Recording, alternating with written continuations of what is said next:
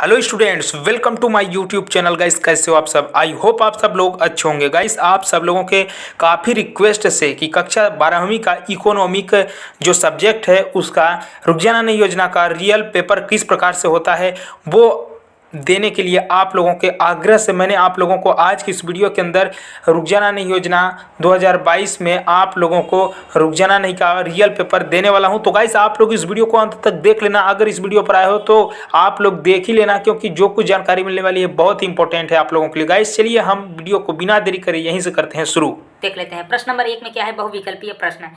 तो यहाँ पर बहुविकल्पीय प्रश्न में 1 नंबर में क्या है? समष्टि अर्थशास्त्र के अंतर्गत किसका अध्ययन किया जाता है? 4 ऑप्शन है आप लोगों के लिए। 1 नंबर में, अ नंबर में राष्ट्रीय आय, और ब नंबर में पूर्ण रोजगार, और स नंबर में कुल उत्पादन, और लास्ट में है आप लोगों का उपरोक्त सभी। तो जो भी इसका आंसर होगा आप लोगों को आंसर लिखना है। और यहाँ पर आप लोग देख सकते हैं 1-1 नंबर का सारे ऑब्जेक्टिव प्रश्न हैं।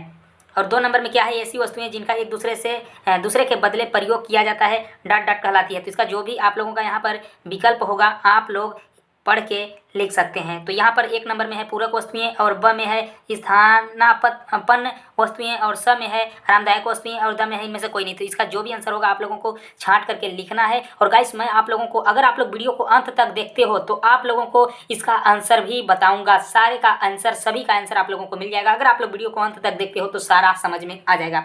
तो आप लोगों को वीडियो को अंत तक जरूर से देख लेना है। अब आते हैं हम क्वेश्चन नंबर 3 नंबर में। क्वेश्चन नंबर 3 क्या कर रहा है? वस्तु की उस मात्रा को क्या कहते हैं जो विक्रेता निश्चित समय तथा कीमत पर बाजार में बेचने को तैयार है? तो इसमें आप लोगों को अ में है पूर्ति, और ब में है मांग, और स में है पूर्ति की लोच, और द में है मांग की लोच। तो जो भी आंसर होगा आप लोगों को वीडियो के अंत में मिल जाएगा। अगर आप लोगों से पहले से बनता है तो बहुत अच्छी बात है। अब आते हैं चौथे नंबर में। वस्तु की पूर्ति का निर्धारण कारक है। तो इसका आपको विकल्प क्या है? वस्तु की कीमत, और ब में है संबंधित वस्तुओं की कीमत, और स में है उत्पाद के साधन की कीमत, और द में है उपरोक्त सभी। तो जो भी इसका आंसर होगा आप लोग लिख सकते हो, और आप लोगों को लिखना है। और नहीं बनता है तो मैं आप लोगों को वीडियो के अंत में जरूर बताऊंगा। अब यहाँ पर आता है 5 नंबर। संतुलन कीमत के निर्धारक घटक कौन से हैं? तो इसका आप लोगों का विकल्प क्या क्या है देख लीजिए। अ में है वस्तु की मांग, और ब में है वस्तु की पूर्ति, और स में है अ तथा ब दोनों, अ और ब दोनों के लिए बोल रहा है। और यहाँ पर लास्ट में आता है द, इनमें से कोई नहीं। तो जो भी आंसर होगा आप लोगों को लिखना है, नहीं तो आप लोगों का इसका आंसर लास्ट में तो मिल ही जाएगा। आप चलते हैं क्वेश्चन नंबर अगले में। क्वेश्चन नंबर यहाँ आ जाता है प्रश्न 2, रिक्त स्थान की पूर्ति कीजिए। तो यहाँ पर आप लोगों को पढ़ लेना है। डॉट डॉट बाजार में फर्म कीमत प्राप्त करता होती है। तो जो भी इसका खाली स्थान है उसका क्या यहाँ पर होगा आप लोग लिखेंगे। और दूसरे नंबर में क्या है? तृतीय क्षेत्र डॉट डॉट क्षेत्र के नाम से जाना जाता है। और लास्ट में 3 नंबर में है बाजार का नियम, डॉट डॉट ने दिया। और चौथा लास्ट में क्या है? डॉट डॉट मांग को ठीक करने के लिए सरकार को अधिक सार्वजनिक व्यय करना चाहिए। तो जो भी इसका डॉट के जगह पर आएगा इसका तो वहाँ पर आप लोगों को लिख लेना है। और 5वां में लास्ट में अतिरेक मांग की दशा में केंद्रीय बैंकों को डॉट डॉट ऋण नीति अपनानी चाहिए। तो जो भी आंसर होगा आप लोगों को लिखना होगा। अगर नहीं बनता तो वीडियो के अंत में मिल ही जाएगा। अब आते हैं प्रश्न नंबर 3 में। यहाँ पर प्रश्न नंबर 3 में क्या है? सत्य और असत्य लिखना है। तो यहाँ पर सबसे पहले नंबर में क्या लिखा है? वस्तु विनिमय प्रणाली में इच्छाओं का दोहरा संयोग आवश्यक है। अगर सत्य है तो आपको सत्य कर लेना है, अगर असत्य है तो असत्य आपको इसका आंसर लिखना है। अब यहाँ आता है 2 नंबर में, मूल्य मापन मुद्रा का प्राथमिक कार्य है। तो जो भी आप लोगों का सत्य असत्य होगा आप लोग अपने हिसाब से जो इसका आंसर होगा आप लोग कर सकते हो। मैं यहाँ पर क्वेश्चंस आप लोगों को रीड कर देता हूँ। तो 3 नंबर में है व्यावसायिक बैंक नोट निर्गम करते हैं। अगर सत्य तो सत्य, असत्य है तो असत्य लिखना है। चौथे नंबर में क्या है? केंद्रीय बैंक बैंकों का बैंक होता है। अगर सत्य है तो आपको सत्य, नहीं तो असत्य लिखना है।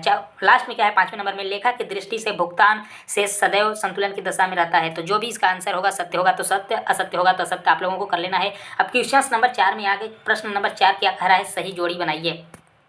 तो यहाँ पर आप लोगों का अ में क्या है आप लोग देख सकते हैं, और ब में क्या है पढ़ सकते हैं।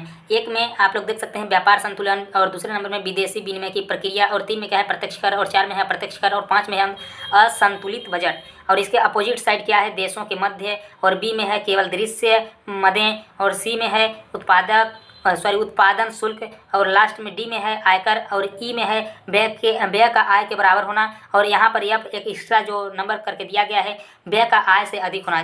तो इसका जो भी आप लोगों का जो जिस प्रकार से होगा आप लोगों को करना है। बाकी अगर नहीं बनता तो वीडियो के अंत में तो आपको सारे के आंसर मिल ही जाएंगे। अब आते हैं क्वेश्चन नंबर 5 में।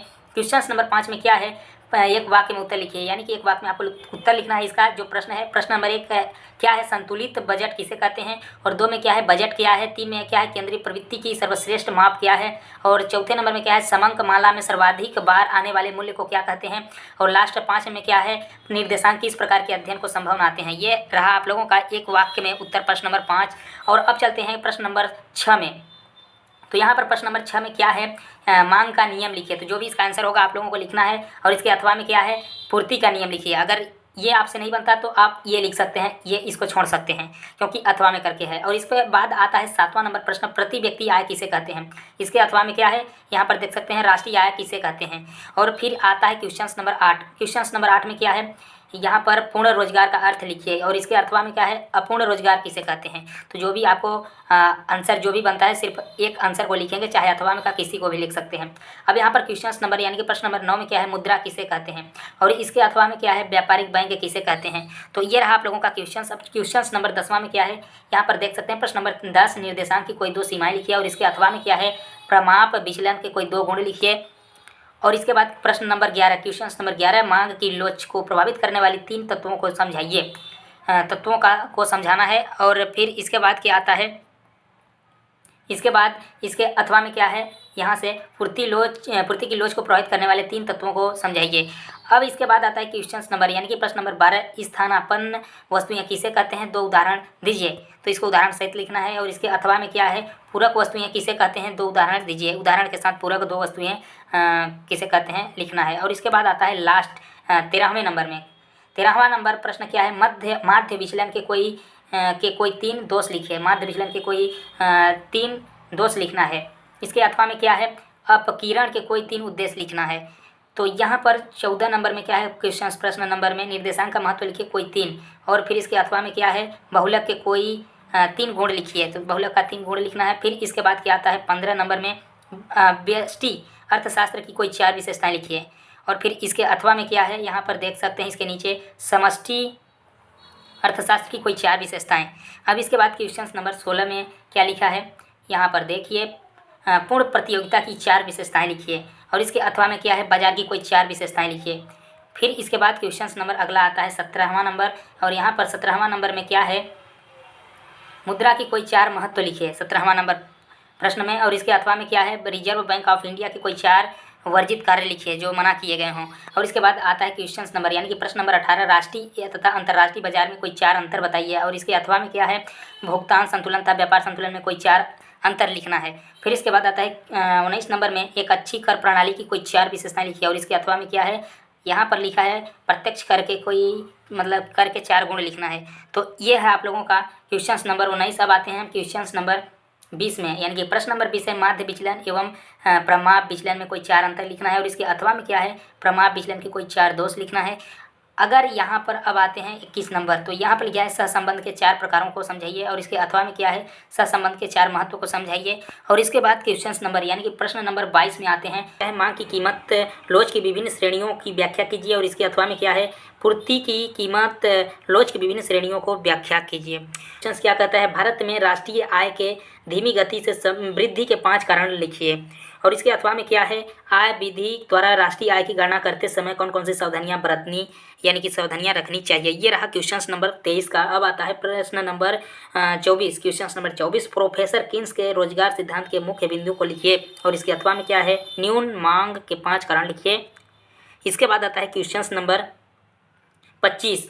क्वेश्चन नंबर 25 यानी कि प्रश्न नंबर 25 में है सरकारी बजट का महत्व बताइए कोई 5। इसके अथवा में क्या है सार्वजनिक व्यय के 5 प्रकारों का वर्णन कीजिए। 26 नंबर प्रश्न में निम्नलिखित आंकड़ों से माध्यिका ज्ञात कीजिए। तो यहाँ पर आप लोगों का दिया गया है और माध्यिका ज्ञात करना है। इसके अथवा में क्या है लिखित पदों की माध्यिका ज्ञात कीजिए। तो ये आप लोगों का पद दिया गया है और इसका माध्यिका आप लोगों को ज्ञात करना है। तो यहाँ से आप लोगों का सारा क्वेश्चन समाप्त हो जाता है और आप लोगों का अब आता है बात उत्तर की। अगर इसका आंसर पाना चाहते हो तो आप लोग मेरे टेलीग्राम चैनल को ज्वाइन कर लेना। और टेलीग्राम का लिंक इस वीडियो के डिस्क्रिप्शन में टेलीग्राम चैनल करके लिखा होगा, वहाँ पर लिंक मिलेगा, क्लिक करके आप लोग ज्वाइन हो जाना। वहाँ पर इसका सारा आंसर आप लोगों को मिल जाएगा। तो गाइस आप लोगों के लिए आज के लिए इस वीडियो में इतना है।